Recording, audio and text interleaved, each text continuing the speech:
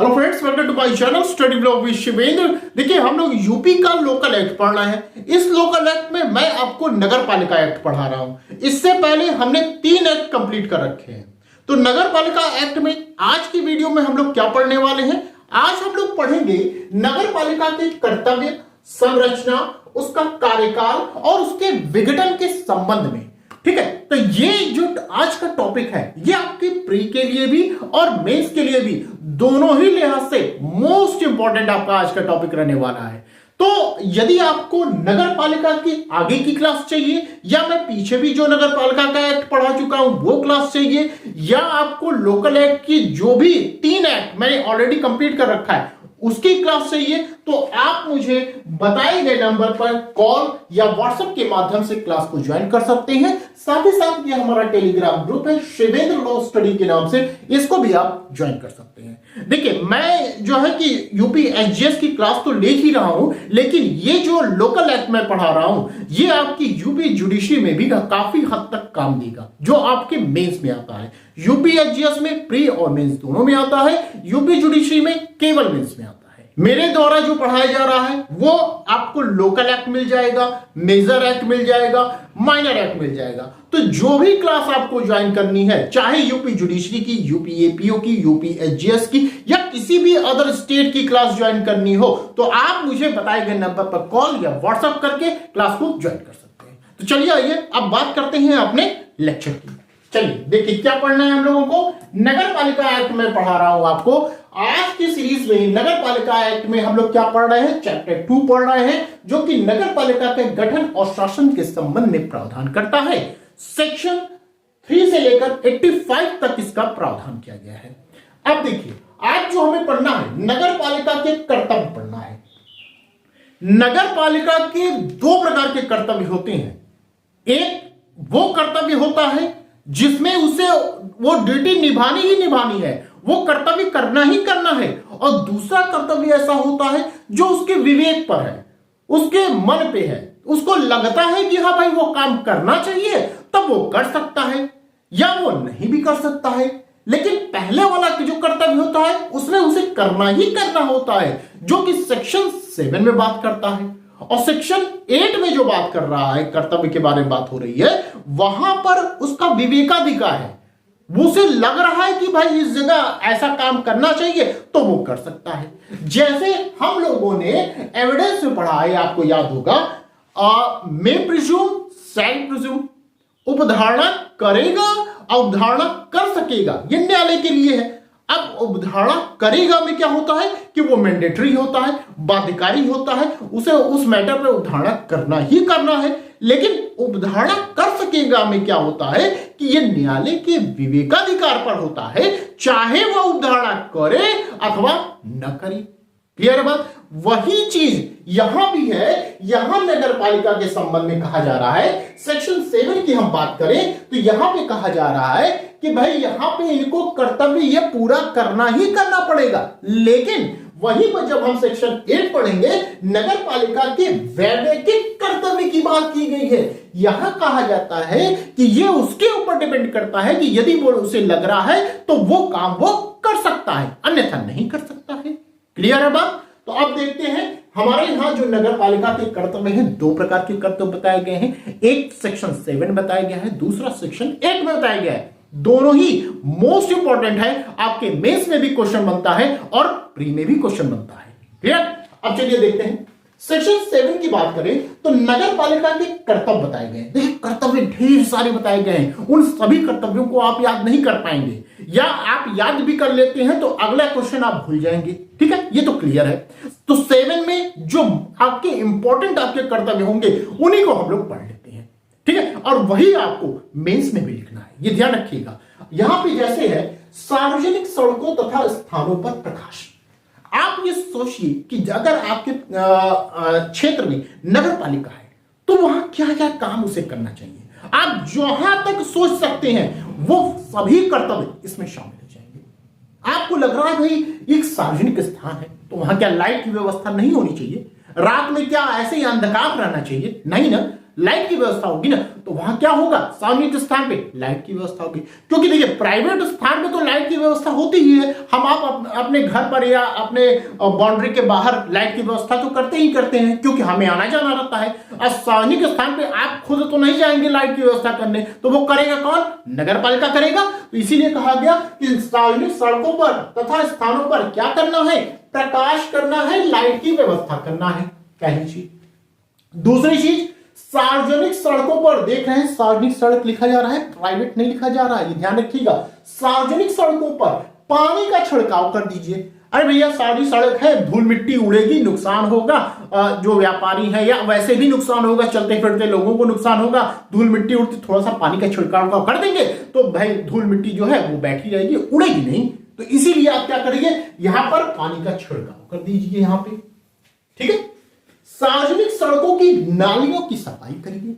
Sewer है, नाली है, उसकी सफाई कौन करेगा, नगर पालिका द्वारा करवाई जाएगी। क्लियर, सफाई इसलिए करवाई जाती है कि भाई पानी जो बहाव है अच्छे से वो बह सके, ऐसा ना हो कि बरसात हो वो जाम हो जाए और पूरा बाढ़ आ जाए वहां पर। तो इसलिए यहां पर टाइम टाइम पर क्या किया जाता है, नगर पालिका द्वारा नालियों की सफाई की जाती है, सीवर की सफाई की जाती है। ये सभी काम कौन कर रहा है, नगर पालिका के द्वारा किया जा रहा है।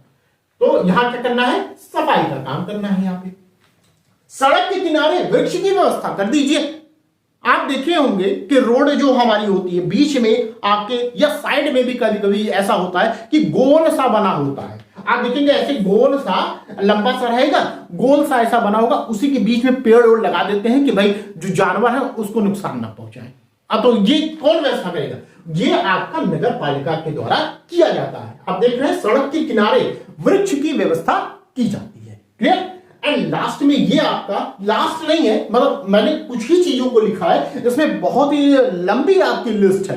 तो आपको जो लगता है कि हाँ ये चीजें इंपॉर्टेंट है, और चीजें हैं, आपको मेंस में जब लिखना होगा तो कुछ चीजें और ऐड कर लीजिएगा। बहुत इसमें याद करने वाली चीज नहीं है, जो आप समझ सकते हैं बस वही आप लिख दीजिए बस, और कुछ नहीं करना है। तो यहां पे क्या है, जन्म मरण का पंजीकरण, ये मोस्ट इंपॉर्टेंट है, इसको मत भूलिएगा, ये जरूर लिखिएगा आप। चाहे मेंस होगा चाहे प्री होगा, प्री में इसे याद किए रहिए कि नगर पालिका के कर्तव्य में सेक्शन 7 में क्या बात कही गई, जन्म मरण के पंजीकरण की बात की गई है। चाहे कोई जन्म लिया है चाहे कोई मर गया है, उसका ब्यौरा कौन रखेगा, नगर पालिका रखेगा। क्लियर बात। तो यहां पे जन्म मरण का पंजीकरण नगर पालिका के द्वारा रखा जाएगा। क्लियर। तो ये सेक्शन 7 हो गया। और भी चीजें हैं, आप उस चीज को बढ़ा सकते हैं, आपको लगता है कि हाँ ये चीजें इंपॉर्टेंट है, इसलिए आप यहां पे चीजों को बढ़ा सकते हैं। सेक्शन 8 में नगर पालिका के वैयक्तिक कर्तव्य की बात की जाएगी या कृत्य की बात की जा रही है। यहां क्या है, यहां कहा जा रहा है मास्टर प्लान तैयार करना। ये कौन तैयार करेगा, नगर पालिका के द्वारा तैयार किया जाएगा। ठीक है। पुस्तकालय, अनाथालय, तालाब, कुओं, बांध का निर्माण करना है। नेक्स्ट, जनगणना करना है, मोस्ट इंपॉर्टेंट, ध्यान रखिएगा, यहां आपका जनगणना करना है। जबकि 7 में क्या है, जन्म मरण का पंजीकरण करना है। दोनों इंपॉर्टेंट है, ध्यान रखिएगा। यहीं से प्री में क्वेश्चन बनता है, लोग कंफ्यूज हो जाते हैं और गलत आंसर मार के आते हैं। तो ये ध्यान रखिएगा, आपसे पूछा जाएगा कि ये बताइए जनगणना करना सेक्शन 7 में है या सेक्शन 8 में है। ठीक है, ये पूछा जा सकता है, या यूं तो ऐसे पूछा जा सकता है कि जनगणना करना नगर पालिका का कर्तव्य है या वैयक्तिक कर्तव्य है। तो ये याद रखिएगा, जनगणना करना नगर पालिका का वैयक्तिक कृत्य है। ये कहां है, सेक्शन 8 में इसका प्रावधान किया गया है। उसी तरह ये भी आप याद रखेंगे, जन्म मरण का पंजीकरण कहां है, ये सेक्शन 7 में है, न कि सेक्शन 8 में है। ये चीजें ध्यान रखिएगा। और ये भी मोस्ट इंपॉर्टेंट है, आपका मास्टर प्लान तैयार करना पूछा जा सकता है, सेक्शन 7 में है या सेक्शन 8 में है। तो आप याद रखेंगे सेक्शन 8 में मास्टर प्लान तैयार करना है। क्लियर। तो मास्टर प्लान तैयार करना हो गया, पुस्तकालय, अनाथालय, तालाब, कुओं, बांध का निर्माण करना हो गया, जनगणना करना हो गया, ये कहां है, सेक्शन 8 में हो गया। मेले तथा प्रदर्शनी लगाना हो गया, ये सब कहां है, सेक्शन 8 में प्रावधान किया गया। क्लियर बात। तो जो मोस्ट इंपॉर्टेंट है मैंने यहां आपको लिख दिया है। तो ये रही बात सेक्शन 7 और सेक्शन 8 की। अब हम लोग आगे चलते हैं। आगे देखिए, नगर पालिका की संरचना की बात की जा रही है, मोस्ट इंपॉर्टेंट आपका मेंस के लिए भी प्री के लिए। एक तरीके से कहा जाए कि जो आज का लेक्चर है वो प्री और मेंस दोनों के लिए मोस्ट इंपॉर्टेंट है, ये ध्यान रखिएगा। यहां से मेंस का एक क्वेश्चन तो जरूर आता है, पक्का आता है, ये ध्यान से पढ़ लीजिए आप। नगर पालिका की संरचना तो आपके नगर पालिका में कौन कौन लोग होंगे। जैसे आप क्रिकेट की एक टीम बनाते हैं ना, 11 खिलाड़ी होते हैं, उन 11 खिलाड़ियों में कौन कौन होगा। कोई कैप्टन होगा, कोई विकेट कीपर होगा, कोई बॉलर होगा, कुछ लोग बैट्समैन की श्रेणी में आएंगे, ठीक है, ऐसे ऐसे बात के होंगे। तो ठीक इसी तरह नगर पालिका में भी संरचना में बताया गया है कि कोई आपका अध्यक्ष होगा, कोई निर्वाचित सदस्य होगा, कोई पदेन सदस्य होगा, कोई नाम निर्दिष्ट सदस्य होगा। तो ऐसे ऐसे लोगों से ही मिलके क्या बनता है, नगर पालिका बनती है। क्लियर। अब देखते हैं, देखिए नगर पालिका आपको बनाना है तो सबसे पहले कौन आएगा, अध्यक्ष महोदय। जैसे आपको क्रिकेट की टीम तैयार करना है, 11 प्लेयर है, तो 11 प्लेयरों को कंट्रोल करने के लिए कौन होता है, कैप्टन होता है। ठीक उसी तरह नगर पालिका में कौन होता है, अध्यक्ष होता है, मोस्ट इंपॉर्टेंट। तो पहले नंबर पे अध्यक्ष होंगे। क्लियर। दूसरा, अब 3 तरह के सदस्य की बात की जा रही है। कौन 3 तरह, याद रखिएगा, मेंस में भी आप इस तरह लिख सकते हैं, ये ध्यान रखिएगा। तो कौन 3 तरह के सदस्य हैं, निर्वाचित सदस्य की बात की जा रही है, पदेन सदस्य की बात की जा रही है, नाम निर्दिष्ट सदस्य की बात की जा रही है। 3 तरह के सदस्यों की बात की जा रही है। अब कौन कौन है इनको देखते हैं।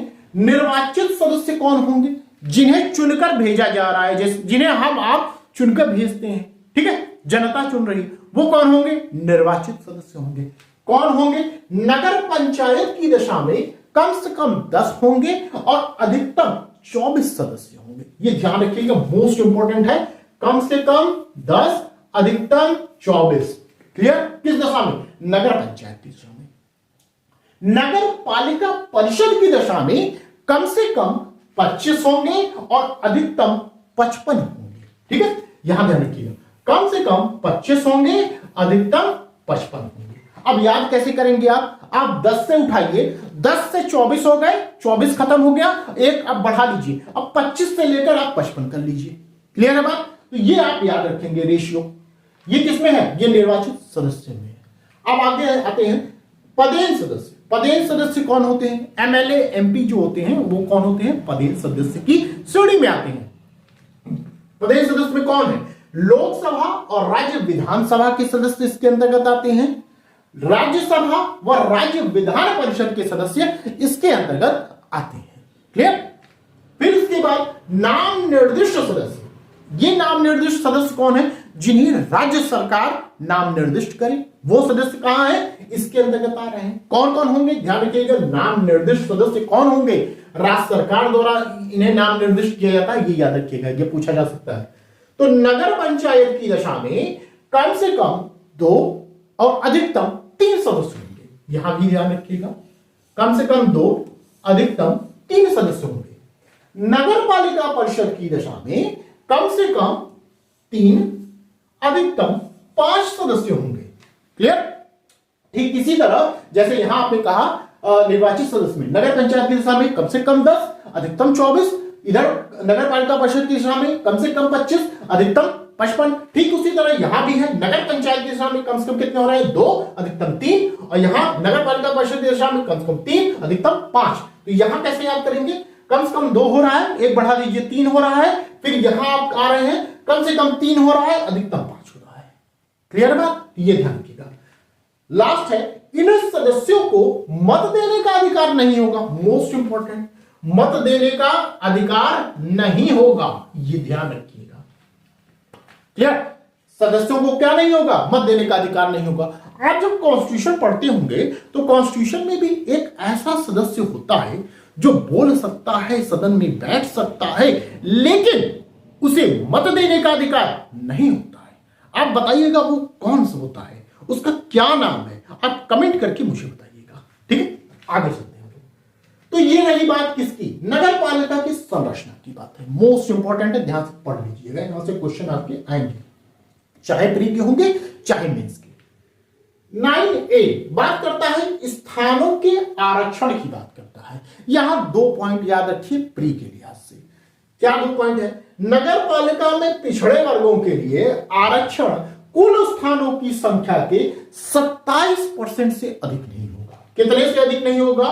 27%। ये याद रखिएगा, 27% से अधिक नहीं होगा। और दूसरा पॉइंट आप याद रखेंगे, महिला आरक्षण के संबंध में याद रखेंगे कि SC, ST, OBC महिलाओं के लिए 1/3 स्थान आरक्षित किया जाएगा। ठीक है, 1/3 स्थान क्या किया जाएगा? आरक्षित रखा जाएगा। ठीक है, तो ये दो चीजें, यहां 27% से अधिक नहीं, और यहां महिलाओं के लिए कितना स्थान आरक्षित है? 1/3 का स्थान आरक्षित रहेगा। क्लियर? तो इस तरह 9 और 9A आपका सेक्शन कंप्लीट हुआ। आगे चलते हैं हम लोग। देखिए, अगर वीडियो आपको पसंद आ रही हो तो प्लीज वीडियो को लाइक कर दीजिएगा। आप लाइक करते हैं, सब्सक्राइब करते हैं, तभी हम लोग का जो मनोबल होता है वो बढ़ता है, स्ट्रांग होता है। तो आप खाली देखते ना रहिए। यदि आपको जहां तक अच्छी लग रहा है कि आपकी यूजफुल वाली बात कर रहा हूं मैं, आपके फायदेमंद वाली बात कर रहा हूं मैं, तो आप प्लीज जरूर लाइक कर दीजिएगा। और अगर आप नए होंगे, मुझे देख रहे हैं, तो प्लीज चैनल को सब्सक्राइब कर दीजिएगा, क्योंकि ऐसी ही वीडियो और आपको मिलती रहेगी, और मिलेगी तभी जब आपने चैनल सब्सक्राइब किया है और बेल आइकन ऑन किया है। सिर्फ सब्सक्राइब नहीं, बेल आइकन भी ऑन कर दीजिएगा, तभी आपको नोटिफिकेशन मिलेगा। ठीक है, आगे चलते हैं। नगर पालिका का कार्यकाल मोस्ट इंपॉर्टेंट है आपका प्री और मेंस के लिए। मैंने जैसे आपको कहा स्टार्टिंग में ही कि आज का लेक्चर जो है वो प्री और मेंस दोनों के लिए इंपॉर्टेंट है। तो सेक्शन 10A नगर पालिका का कार्यकाल, क्या होगा नगर पालिका का कार्यकाल, कब से माना जाए उसका कार्यकाल, उसके संबंध में यह सेक्शन बताता है कि नगर पालिका की पहली बैठक की तारीख से 5 वर्ष तक रहेगा। ध्यान रखिए, कब से? पहली बैठक की तारीख से कितना? 5 वर्ष तक रहता है। तो नगर पालिका का कार्यकाल कितना रहता है? 5 वर्ष तक रहता है। कब से? उसकी पहली बैठक की तारीख से। क्लियर? परंतु ध्यान रखिएगा, 5 वर्ष से पहले भी नगर पालिका को विघटित किया जा सकता है। ऐसा नहीं है कि 5 वर्ष तक है तो 5 वर्ष तक वो बने रहेंगे। गलत कार्य किया चाहे जो भी हो, उसको हम हटा सकते हैं। तो 5 वर्ष से पहले भी नगर पालिका विघटित हो सकती है। यह बात कहां है? सेक्शन 30 के अंतर्गत बताया गया है। अब सेक्शन 30 हम लोग इसी के जस्ट बाद हम लोग सेक्शन पढ़ेंगे, क्योंकि ये नहीं पढ़ेंगे तो ये समझ में नहीं आएगा। ठीक है, तो सेक्शन 30 के अंतर्गत उसे विघटित किया जा सकता है। कैसे किया जाएगा, अभी हम थोड़ी देर में इसको बताते हैं आपको। उसके बाद कहा गया नगर पालिका का निर्वाचन उसके विघटित होने से 6 माह पूर्व, मोस्ट इंपॉर्टेंट है, 6 माह पूर्व होना चाहिए। जैसे नगर पालिका का कार्यकाल क्या है? 5 वर्ष है। अब 5 वर्ष ऐसा नहीं है कि 5 वर्ष पूरा हो गया आप देखते रहे, नहीं। नगर पालिका का कार्यकाल जैसे 5 वर्ष है तो 6 महीने पूर्व ही आप क्या कर लीजिए? नया चुनाव करवा लीजिए, नई नगर पालिका का गठन कर लीजिए। ठीक है, ऐसा यहां पे कहा जा रहा है। तो नगर पालिका का निर्वाचन कब आपको कराना है? उसके विघटित होने से 6 माह पूर्व ही आपको करा लेना है। क्लियर? अब नेक्स्ट है विघटन पर गठित नगर पालिका। जो नई नगर पालिका आपकी आई हुई है वो विघटित नगर पालिका की शेष अवधि तक बनी रहेगी। क्लियर है? नगर पालिका की शेष अवधि तक बनी रहेगी, ये ध्यान रखिएगा। जैसे कोई नगर पालिका है, 5 साल का कार्यकाल है, पहले ही उसे क्या कर दिया गया? विघटित कर दिया गया, तो 6 माह पहले आप उसका चुनाव करवा लीजिए। ठीक है, अब क्या कहा गया कि नई नगर पालिका आ गई तो अब जितना टाइम पीरियड शेष बचा है इसका, वहां तक वो अपना कार्यभार संभालेगी। लेकिन ध्यान रखिएगा, यदि नगर पालिका का कार्यकाल 6 महीने ही बचा है तब उसके लिए अलग से आपका चुनाव नहीं किया जाएगा, नई नगर पालिका का आपका निर्वाचन नहीं किया जाएगा। ठीक है, ये ध्यान रखिएगा। सेक्शन 10A हो गया। अब सेक्शन 30 पढ़ लेते हैं हम लोग। देखिए यहां हमने कहा ना 5 वर्ष से पहले भी आप क्या कर सकते हैं? नगर पालिका विघटित की जा सकती है। कैसे की जाएगी? सेक्शन 30 बताता है कि कैसे हम विघटित कर देंगे। तो नगर पालिका का विघटन किया जा सकता है। किसके द्वारा किया जा सकता है? मोस्ट इंपॉर्टेंट है, प्री के लिए ध्यान रखिएगा, राज्य सरकार के द्वारा इसका विघटन किया जा सकता है। कैसे किया जाएगा? अब ये समझिए, नगर पालिका के कर्तव्यों का पालन करने में चूक करने पर नगर पालिका को जो कर्तव्य सौंपे गए हैं वो अपने कर्तव्यों में क्या कर रहा है? चूक कर रहा है, तब उसे नगर पालिका विघटित कर दी जाएगी। यहां क्या है? चूक। ठीक। दूसरा, अपनी शक्तियों का एक से अधिक बार उल्लंघन करने पर, जो शक्तियां नगर पालिका को दी गई हैं उन शक्तियों का वो क्या कर रहा है? उल्लंघन कर रहा है। तब नगर पालिका को क्या कर दिया जाएगा, विघटित कर दिया जाएगा। तो यहां पे क्या है, उल्लंघन है, शक्तियों का उल्लंघन। ठीक है, नेक्स्ट, उनका दुरुपयोग करने पर, यहां पर क्या है, दुरुपयोग, मतलब तीन चीजें आप याद रखिएगा।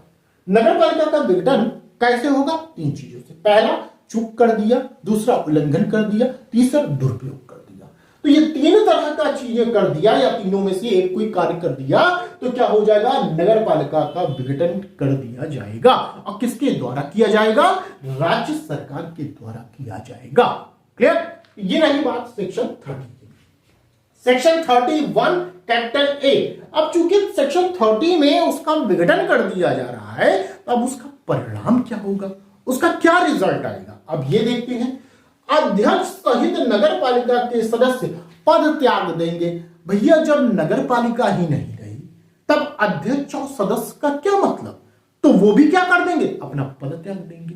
क्लियर, नेक्स्ट पॉइंट, नई नगर पालिका गठित होने तक सभी शक्तियां ऐसे व्यक्ति में निहित किए जाएंगे जैसा राज्य सरकार नियत करे। अब चूंकि देखिए नगर पालिका विघटित हो गई तो कोई तो व्यक्ति चाहिए जो उन शक्तियों का प्रयोग करे, क्योंकि नगर पालिका के कर्तव्यों को कौन देखेगा, उनकी शक्तियों का प्रयोग कोई तो करेगा, तो वो राज्य सरकार जैसा नियत करेगा वैसा उस व्यक्ति को नियुक्त किया जाएगा। अब यहां ध्यान रखिएगा, इन व्यक्तियों का, वो तो फ्री फोकट में तो करेगा नहीं, तो वेतन लेगा। अब कैसे लेगा, ध्यान रखिए, इन व्यक्तियों का वेतन व भत्ता नगर पालिका निधि से दिया जाएगा। यह आपसे पूछा जा सकता है क्वेश्चन कि जो व्यक्ति नियुक्त किया जाता है उसका वेतन और भत्ता कहां से दिया जाता है, तो ध्यान रखिएगा नगर पालिका निधि से दिया जाता है।